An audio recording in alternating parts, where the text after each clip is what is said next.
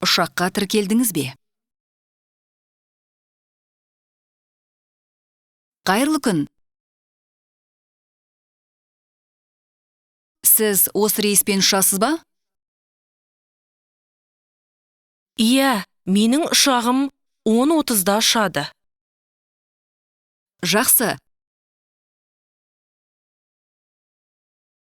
Сіз ұшаққа тіркелдіңіз бе? Жоқ, әлі тіркелген жоқпын. Қалай тіркелуге болады? Төл құжатыңыз бен билеттің электронды нұсқасы бар ма? Иә, міне, телефонымда бар.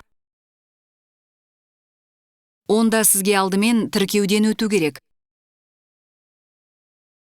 Сосын багаж өткізу бөліміне барыңыз. Рахмет. Қауіпсіздік бақылауы қай жерде?